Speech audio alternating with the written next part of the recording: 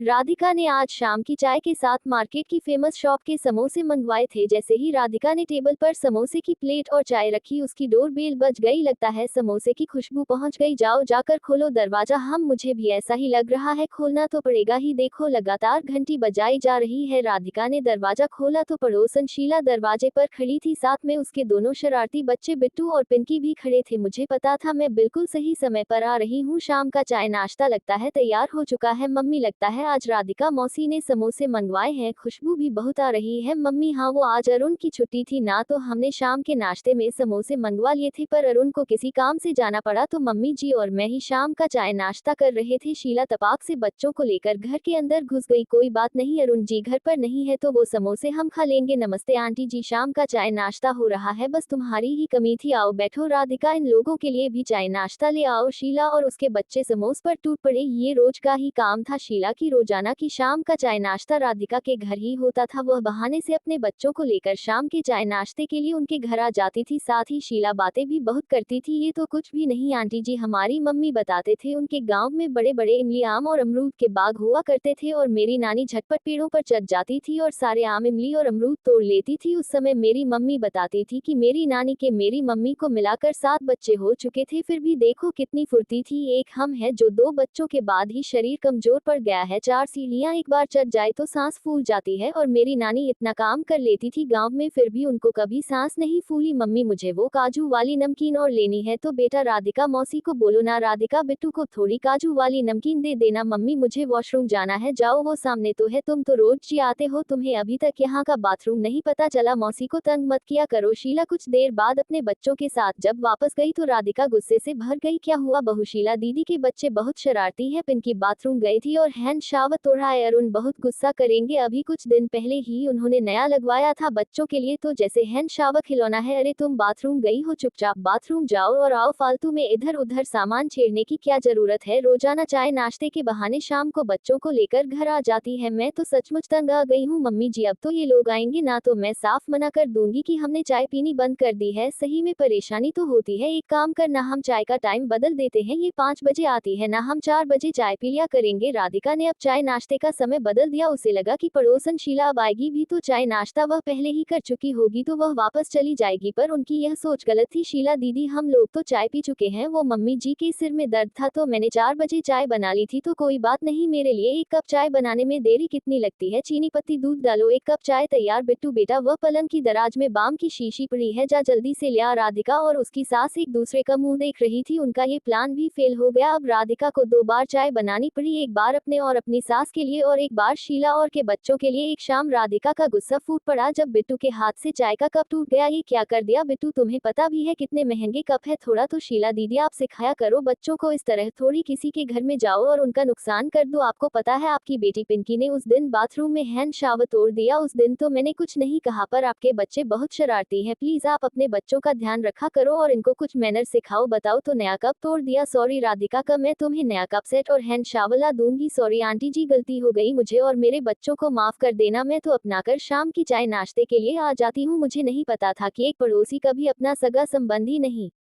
बन सकता। मैंने आप में अपनी माँ और राधिका में अपनी छोटी बहन देखी थी, पर आज राधिका की बातें मेरा दिल दुखा गई। चलो बच्चों, शीला रोती हुए बच्चों के साथ घर लौट आई। उसके जाने के बाद राधिका को एहसास हुआ कि उसने कुछ ज्यादा ही सुना दिया। शीला को क्या करूं मम्मी जी, मैं गुस्से में थी इसलिए मुझसे कंट्रोल ही नहीं हुआ। अब क्या करूं, अब जाकर सॉरी बोलूं क्या? नहीं नहीं, रहने दे, छोड़ दे, कोई बात नहीं। बच्चों को डांटना भी सही है, शैतान भी तो बहुत है। थोड़े दिनों में दोबारा सब कुछ ठीक हो जाएगा। शीला ज्यादा बुरा नहीं मानती, हम उसे मना लेंगे। अगले दिन शीला शाम के समय दोबारा राधिका के घर आई। शीला दीदी, आप अच्छे टाइम पर आए हो, मैंने चाय नाश्ता बनाया, पर बच्चे कहाँ है? बच्चे घर पर है राधिका, और मैं शाम का चाय नाश्ता करने नहीं आई हूँ। ये कप का सेट और यह हैंड शावर के पैसे बिट्टू पिंकी से सामान का नुकसान हुआ था ना, तो क्या? शीला तू भी जरा सी बात पकड़ कर बैठ गई। अरे गुस्से में बोला है राधिका ने, कोई दिल से थोड़ी बोला था। शीला दी, आई एम सॉरी, मैंने गुस्से में बहुत ज्यादा बोल दिया, आप नाराज हो गए और आए नहीं तो हमारा भी मन नहीं लग रहा था, हमें भी तो आपकी आदत है बैठो ना और बच्चों को भी बुला लो, हम सब मिलकर शाम का चाय नाश्ता करेंगे और यह सब देने की कोई जरूरत नहीं है। अचानक बात करते करते राधिका को चक्कर आ जाते हैं और वह जमीन पर गिर जाती है। इतनी देर में शीला भी डॉक्टर को लेकर आ जाती है। राधिका को बुखार है, इसी वजह से राधिका को चक्कर आए हैं। बाकी राधिका का ब्लड टेस्ट भी करवा लीजिए, उसमें सब कुछ पता चल जाएगा। और यह मैं कुछ दवाइयां दे रही हूँ राधिका, ये तुम समय पर ले लेना। तब तक राधिका का पति अरुण भी आ गया। माँ, राधिका को कल से बुखार है, इसने मुझे आपको बताने के लिए मना किया था। अब देखो ज्यादा तबीयत खराब हो गई ना। राधिका बहू, तुमने मुझे क्यों नहीं बताया कि तुम्हारी तबीयत ठीक नहीं है? सुबह से काम में लगी हुई हो, मैं कर लूंगी सारा काम, अब तुम आराम करो। राधिका, काम की टेंशन मत लो, 2-3 दिन खाना मैं बना दूंगी, तुम आराम करो। थैंक यू शीला दीदी। शीला ने परेशानी के समय अच्छे पड़ोसी होने का फर्ज निभाया। उसके मिलनसार व्यवहार ने राधिका और उसकी सास की सोच को बदल दिया। अब राधिका और उसकी फैमिली के लिए शीला केवल एक पड़ोसी ही नहीं थी, बल्कि उन दोनों परिवारों के बीच प्यार और मेलजोल का एक मजबूत रिश्ता बन गया था। संगीत, वीना एक बार में ढेर सारा खाना बना देती थी, 2 मियाँ बीवी और एक बच्चा, और खाना 10 लोगों के हिसाब से उसकी यही आदत थी। अगर एक कटोरी दाल पूरी हो सकती है तो वह 4 कटोरी बना देती थी। और उसके बाद जब खाना बच जाता तो अपने पति राजेश के डर से वह इतना बचा हुआ बासी खाना देखकर डांट न लगाए, वह अपनी काम वाली मालती को दे देती थी। पर साथ ही वीना मालती से झूठ बोलती थी कि यह खाना उसने सुबह ही बनाया है, पर खाना सुबह का नहीं होता था, एक दिन पहले का होता था। अरे ये पोहा कल का बचा ही रह गया, मालती शाम के बर्तन करने आएगी तो उसे ही दे दूंगी, वरना बंटी के पापा ने देख लिया कि इतना सारा पोहा बचा हुआ है तो फालतू का सुनाते रहेंगे। वीना ने पोहा डिब्बे में डालकर रख दिया और शाम को जब मालती काम पर आई तो उसे दे दिया। भाभी काम हो गया, मैं जाऊँ? हाँ हाँ अच्छा रुक, वो सुबह तो तू चली गई थी, मैंने इतना सारा पोहा बनाया था, यहाँ तो कोई नहीं खाएगा, अब रात की रोटी ही बनेगी, तू लेती जा, बहुत बढ़िया बना था, रुक मैं देती हूँ। भाभी सुबह का ही है ना? अरे तो और क्या, मैं तुझे बासी थोड़ी दूंगी, सुबह ही तो बनाया था, ये ले पकड़। और हाँ, डिब्बा कल वापस लेते आए हो, तुझे पता है ये डिब्बा मैंने तेरा ही बनाया हुआ है, इसमें तुझे ही सामान देती हूँ। मालती पोहा लेकर घर आ गई, पर जैसे ही उसने डिब्बे को खोला उसने अपनी नाक बंद कर ली। हम, ये पोहा तो बदबू मार रहा है, इसका मतलब भाभी ने मुझे बाज पोहा दे दिया। बच्चों यह मत खाओ, ये खराब हो चुका है, मैं तुम्हारे लिए रोटी सेक देती हूँ। मालती, तेरी मालकिन कैसी है, उन्होंने तुझे खराब खाना दे दिया और झूठ बोल दिया कि सुबह का खाना है, हो सकता है उन्होंने जानबूझकर ऐसा ना किया हो, गलती से दे दिया होगा, कोई बात नहीं, हमने खाया नहीं, ये बात सही रही, नहीं तो बच्चे बीमार पड़ जाते। अगले दिन वीना ढेर सारी खीर मालती को देने लगी। मालती, यह ना मैंने तुम्हारे भैया के कहने पर खीर बनाई थी, अब वो तो थोड़ी सी ऑफिस ले गए हैं, बाकी रखी हुई है, अब तुम्हारे भैया देखेंगे कि मैंने बना ली और खाए नहीं तो वह बेकार का गुस्सा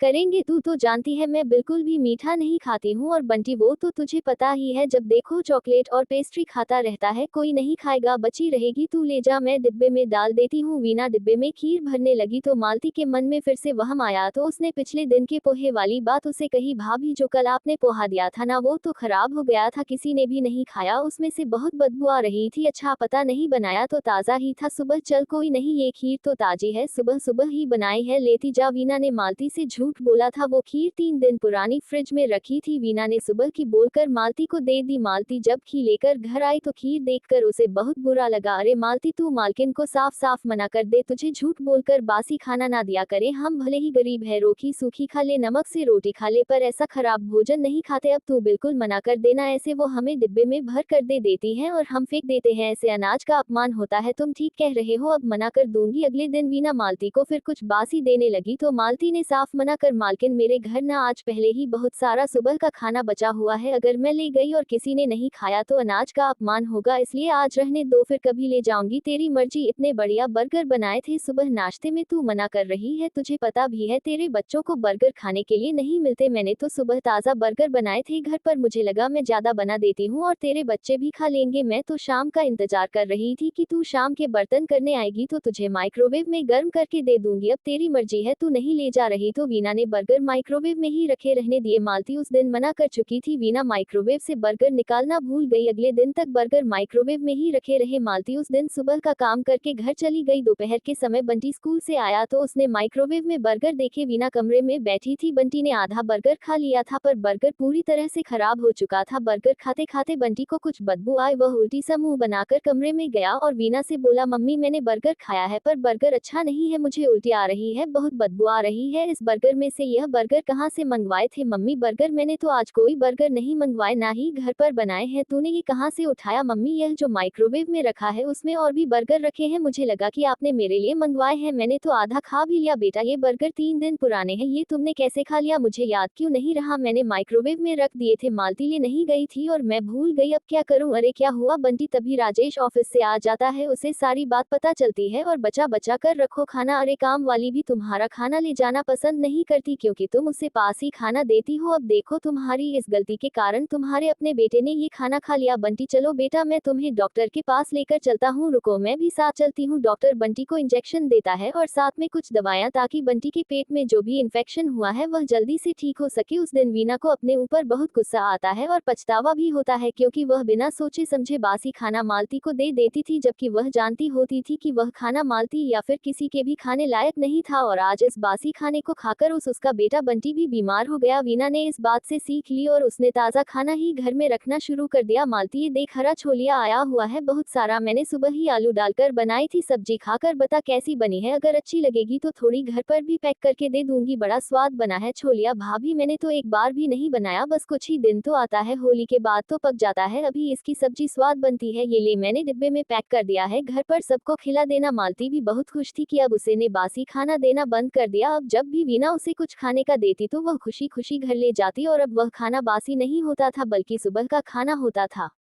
ताज़ा बना।